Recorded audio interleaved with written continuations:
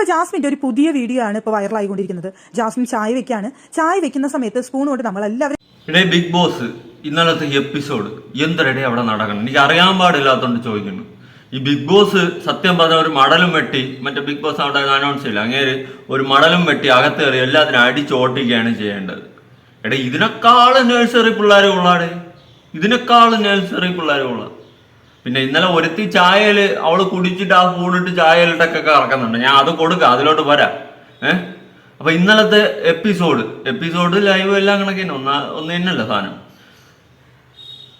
ഇങ്ങനെ ശാന്തമായി പോകുന്ന ഒരു നിലാവുള്ള പകലില് എല്ലാവരും ഇങ്ങനെ പോയിട്ട് ഒരു മറ്റേ ടാസ്ക് കൊണ്ടിട്ട് കൊടുത്ത് തുണി പിഴിയണത്, തുണി പിഴിഞ്ഞ് അതിലെ ഏറ്റവും കൂടുതൽ വൃത്തിയായിട്ട് കൊണ്ടിട്ടുന്ന ആർക്ക് എന്നുള്ള ആ ടീമിന് പോയിന്റ് എന്ന് പറഞ്ഞുകൊണ്ടുള്ള സാധനം കൊണ്ട് ഇന്നലെ ഇട്ടായിരുന്നു.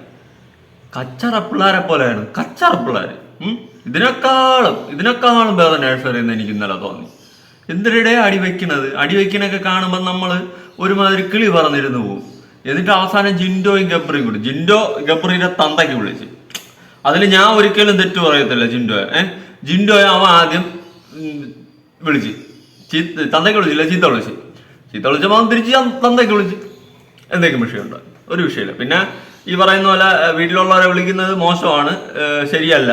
പക്ഷെ ഈ പറയുന്ന പോലെ വെറുതെ ഇരുന്ന ജിൻഡോയെ ഗബ്രി ചീത്ത വിളിച്ച് തിരിച്ചും വിളിച്ച് വാങ്ങിച്ചോണ്ട് പോയി. എന്നിട്ട് അവിടെ കിടന്ന പട്ടിഷോ. പിന്നെ ഈ പറയുന്നത് ഗബ്രി അവിടെ കിടന്ന് ഗബ്രി എല്ലാവരും കൂടെ പിടിച്ചു മാറ്റണം, അടിക്കാൻ കണക്കിന് ഗബ്രി ഇരിക്കുകയാണ്. വീട്ടിലുള്ളവരെ വിളിച്ചെന്ന് ഇപ്പൊ ഈ കാരെ കൊടുത്തതിന് അവൻ പിടിച്ച് ഞെക്കും പിഴിഞ്ഞങ്ങ് വിടുമായിരുന്നു. അതോടെ തീരുവായിരുന്നു, കാറ്റ് പോകുമായിരുന്നു. അവന്റെ കയ്യിൽ പോയി ചാടി കൊടുത്തിരുന്നെങ്കിൽ, അവനാണെങ്കിൽ മല പോലെ ഇരിക്കുന്നു, അവന്റെ കയ്യിൽ പോയി ചാടി കൊടുത്തിട്ടും ഗബ്രി ഇന്നലെ പിഴിഞ്ഞു വിടുമായിരുന്നു. എന്തായാലും അങ്ങനെ അതിനൊക്കെ ശേഷം അങ്ങനെ എപ്പിസോഡിൽ വലുതായിട്ട് പറയത്തൊക്കെ ഒന്നുമില്ല. ഇപ്പൊ ഞാൻ നോക്കിയപ്പോ അർജുൻ ഉൾപ്പെടെ ഒരുമാതിരി സ്കൂൾ പിള്ളേരെ പോലെ തുടങ്ങിയിട്ടുണ്ട്. അർജുന ആദ്യം ഒരു സ്റ്റാൻഡേർഡിൽ നിന്ന് ഇപ്പൊ സ്കൂൾ പിള്ളേരെ പോലെ ആയി. എല്ലാവരും കൂടി അടി വയ്ക്കുകയാണ് അവിടെ കിടന്ന്. ഞാൻ പിന്നെ വേറൊരു വീഡിയോ കൊടുക്കാം. ആ വീഡിയോ ജസ്റ്റ് എന്തിനാണെന്ന് നിങ്ങളൊന്ന് നോക്ക്. ഇപ്പൊ ജാസ്മിന്റെ ഒരു പുതിയ വീഡിയോ ആണ് ഇപ്പൊ വൈറലായിക്കൊണ്ടിരിക്കുന്നത്. ജാസ്മിൻ ചായ വെക്കാണ്. ചായ വെക്കുന്ന സമയത്ത് സ്പൂൺ കൊണ്ട് നമ്മളെല്ലാവരും ചായയിൽ ഇപ്പൊ മധുരം ഉണ്ടോ എന്നറിയാൻ വേണ്ടി മധുരം നോക്കുന്ന ആൾക്കാരാണ്. വീട്ടിൽ നമ്മൾ ചായ വെക്കുന്ന സമയത്ത് എന്തായാലും സ്വാഭാവികമായി ഒരുവിധം പേരൊക്കെ എനിക്ക് തോന്നുന്നു എല്ലാവരും തന്നെ ചായക്ക് ടേസ്റ്റ് നോക്കുന്ന ആൾക്കാരായിരിക്കാം. അതുപോലെ തന്നെ ചെയ്തതാണ് ജാസ്മിനും ചായക്ക് മധുരം നോക്കുന്നത് തന്നെയാണ് ആ വീഡിയോയിലുള്ളത്.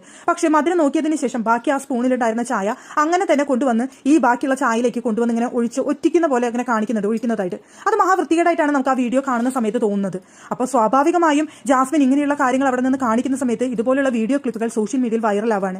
അപ്പൊ ജാസ്മിന് ഒട്ടും വൃത്തിയില്ല എന്നൊരു കാര്യമാണ് ഇതിലൂടെ പ്രേക്ഷകർ മൊത്തം പറയുന്നത്. അടുത്ത ആഴ്ച ലാലേട്ടൻ എന്താ മോളെ വീണ്ടും ചായയിലൊക്കെ മോള് മുക്കിയിട്ട് കഴിച്ചെന്ന് കേട്ടു, ശരിയാണോ എന്ന് ചോദിക്കും. അത് തന്നെ സംഭവം.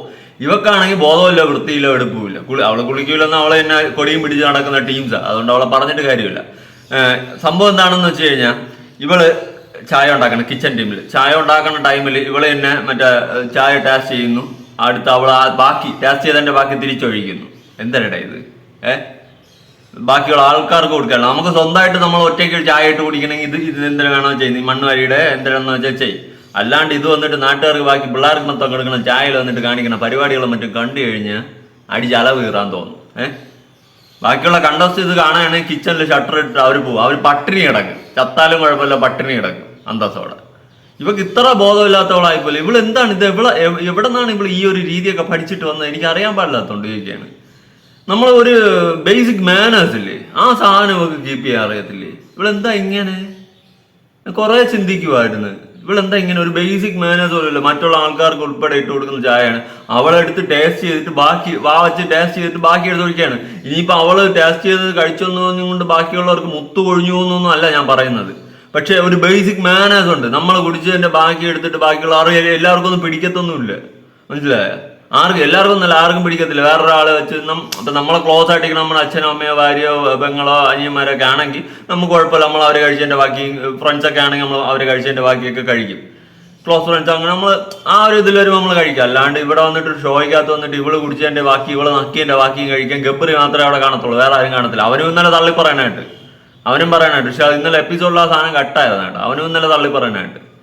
അപ്പൊ ഇനിയിപ്പോ ഇവക്ക് വൃത്തിയില്ല. ഇതിപ്പോ ബാക്കിയുള്ള ഒരാൾ ഹൗസിൽ ആരെയും കാണുകയാണെങ്കിൽ വിഞ്ഞാന്ന് വാരിച്ച് അവരെ ഇടിക്കും. അതാണ് സംഭവിക്കാൻ പോണത്. ഇനി ഇവളാരും കിച്ചണിൽ കേട്ടത്തില്ല. ഇവളമ്മാതിരി പരിപാടിയെല്ലാം കാണിച്ചുകൊണ്ടിരിക്കുന്നത്.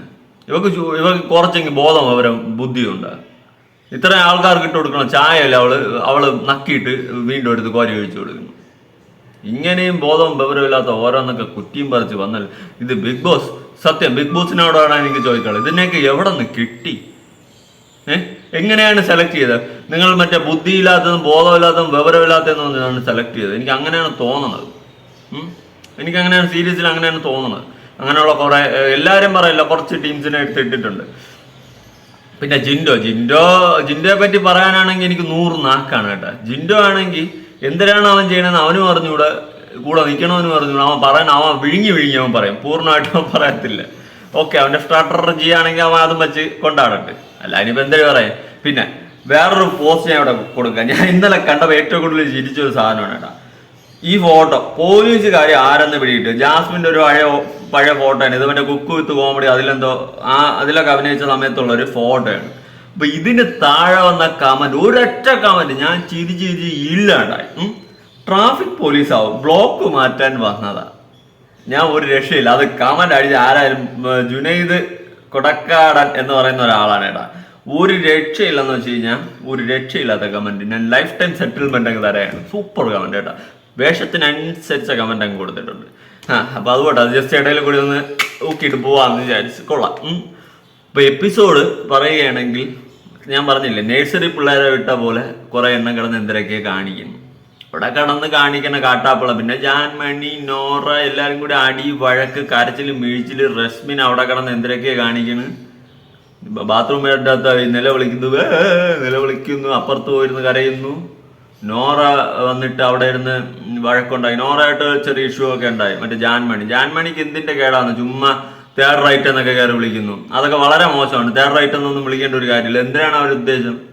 ചുമ്മാ ഒരു ഷോയ്ക്കകത്ത് വന്നിട്ട് ഒരാളെ പറ്റി നിങ്ങളുടെ സ്വഭാവം തേർഡ് റൈറ്റ് സ്വഭാവമാണ്, നിങ്ങളെ ചെറ്റ സ്വഭാവമാണെന്നൊക്കെ ഷോയിൽ വന്നിട്ട് പറയുന്നതിൽ മോശമാണ്. പിന്നെ ഇവര് തേർഡ് റൈറ്റ് എന്ന് പറയുമ്പോൾ അതൊരു മോശമായ ഒരു വേർഡാണ് കേട്ടോ. ആ സാധനമൊക്കെ ഒന്ന് യൂസ് ചെയ്ത് പൊളിറ്റിക്കലി കറക്റ്റ്നെസ് നോക്കുമ്പോൾ അതൊക്കെ ഫോൾട്ടാണ്, തെറ്റാണ് ജാൻമണി. പിന്നെ അവര് എല്ലാവരും എനിക്ക് തോന്നുന്നതെന്ന് വെച്ച് കഴിഞ്ഞാൽ ഇവർ വന്ന ഈ സീസണിലുള്ളവർ വന്ന അന്ന് മുതലേ ഇവർക്കൊക്കെ ഒറ്റ ലക്ഷ്യമുള്ളൂ, എങ്ങനെയെങ്കിലും ഇത് നേടണം. ക്യാമറ സ്പേസ് നേടണം. അതിനുവേണ്ടി ചുമ്മാ വഴക്കുണ്ടാക്കണം, തൊട്ടേനും പിടിച്ചേനും എല്ലാം ഒന്നിരുന്ന് വഴക്കുണ്ടാക്കണം.